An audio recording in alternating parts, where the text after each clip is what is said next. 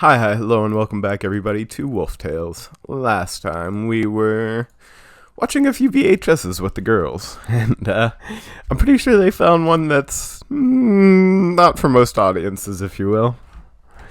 Alright.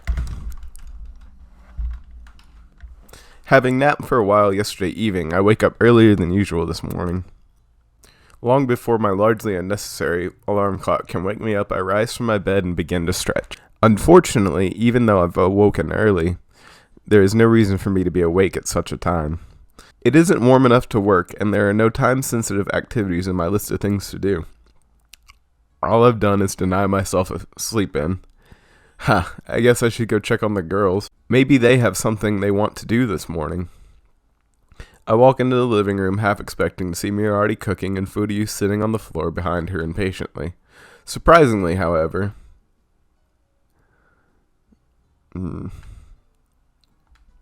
the two wolf girls are not yet awoken. Looks like I'm the first one up, I say. I guess they're too comfortable to move the way they are now. Watching over the two for a moment, a smile naturally begins to creep into my face. Mirari and Fudiyu snuggled together, sharing one another's body warmth, resting on each other's fur, and generally finding pleasure in being with the other. If not for the cuteness of their actions, I'd probably be jealous. What am I thinking? This is nothing to be jealous of, I say. In fact, I should be thinking of ways to get rid of them, even one day sooner. It is for their sake and mine that we go our separate ways as soon as possible. Everyone knows that humans and half-humans aren't supposed to get involved with one another. We're too different, and having one try to integrate into the society of the other will only result in pain for both sides. Over the years, many cautionary tales have been told regarding humans and half-humans getting along.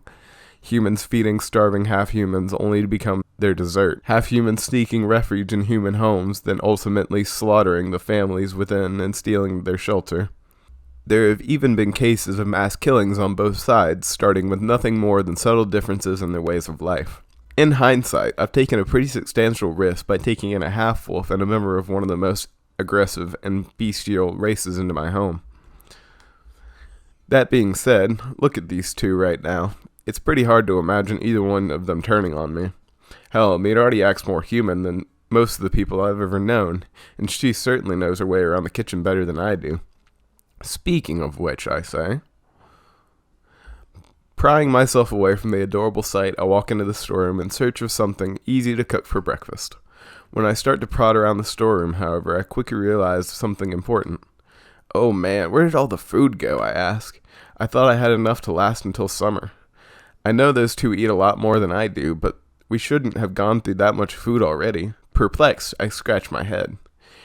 It is possible that Miyari may have moved the rest of the supplies when she was cleaning up, but without knowing where she moved them to, that does me little good. I guess I'll go make a trip into town after all, I say. I was hoping to put this off until summer, but in a way, this might be for the best. A more up-to-date map would be helpful after all, and I do need to gather information about the recent changes to the terrain. Off to town I go then, I say.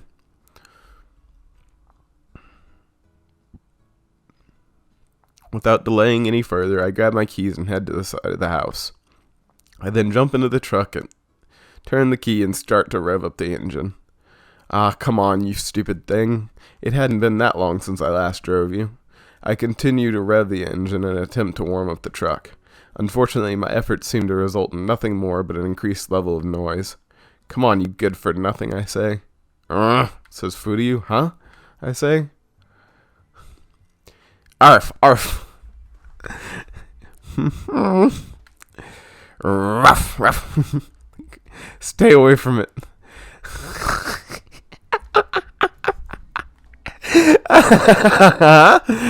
Stay away from the princess, you, says Fudiyu. The hell, I ask? I turn to look towards the house only to find that I've awoken my guest. Rather than address me personally, however, the two girls seem to be fixated on my truck. Fudiyu, look, it has Fuckboy King, says Miyari. It does, too. Fudiyu agrees. Give him back, beast. I'll cut you open with my claws if I have to, says Fudiyu. Be careful, Fudiyu, says Miyari. We don't know what it's capable of. Don't worry, princess, I've got this, says Furyu confidently. Furyu slowly approaches, her hair standing on end, her claws ready by her sides, and her teeth bared. I'll help too, says Miyagi. We're coming for you, fuckboy king. Right behind her, Miyagi steps forward warily. Armed with a frying pan from the kitchen, Miyagi looks like a frightened housewife rather than a wolf. Nonetheless, she comes forth bravely, ready to fight my truck for the sake of freeing the person trapped within. Girls, please stop that, I say. I'm sorry to scare you, but I'm fine, really. And Furyu, you've seen my truck before, remember? I can still hear the human speak from within its belly. Fuckboy King must still be okay, says Miyagi. Yeah, but not for long, Furyu says. We need to get him out of there before the beast finishes digesting him. How are we to do that, asks Miyagi. Do you know how to fight this thing, she asks. No, says Furyu, but I'd wager it's no different than any other beast. Tear its throat out with your teeth and it'll die, says Furyu. Tear it? It couldn't tear it? I couldn't possibly, says Miyagi. Don't worry, princess. I'll do it, says Furyu. No, don't you do it either, I say. Just go back in the cabin, okay, I say. This hunk of junk is nothing for you to get worked up about. Furyu, asks Miyagi. Don't listen to it, princess. The beast is mimicking Fuckboy King's voice so that we'll let our guard down. I'm freaking loving this. As soon as we turn our backs, it'll pounce. Eep, says Miyagi. Oh, for the love of, I say. Before Furyu can scratch the paint on my truck, I turn off the engine and hop out. Look, I keep telling you I'm fine. Whoa, I say. Fuckboy King, says Miyagi. Oh, thank goodness you're alright. I was so scared. I heard a ferocious rumbling the moment I woke up, and then I came out to see what it was, and the beast had already eaten you whole.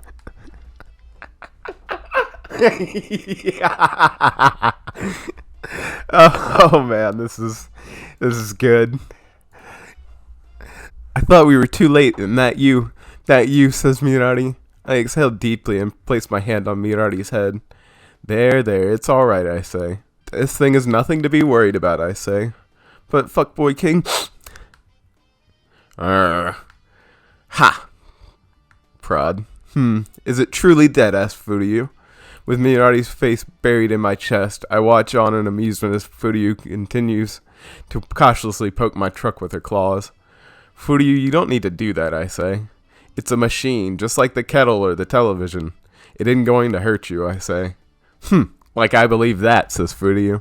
This creature has already devoured you whole once. If it isn't dead, then what's to stop it from doing so again? I scratch my head in confusion as I try to think of a way to explain to Furyu how vehicles work. Given her reaction to the noise and commotion it has generated so far, however, that might be easier said than done. Forget it, I say. You know what? I tamed it. I tamed the beast, I say to her. It's under my control now. It won't harm me or anyone ever again. Oh, I see, says Furyu. Amazing. As expected of Fuckboy King, says Miyagi. They won't accept that it is a machine, but they bought that explanation straight away. Good grief. Already far more exhausted than I should be, given the time of day, I sigh once more and walk the girls back inside. Alright, everybody, I think I'm going to call it here for this episode. As always, I hope you enjoyed. I most certainly enjoyed this episode. It was quite shenanigans. But I will see you next time for more Wolf Tales, everybody.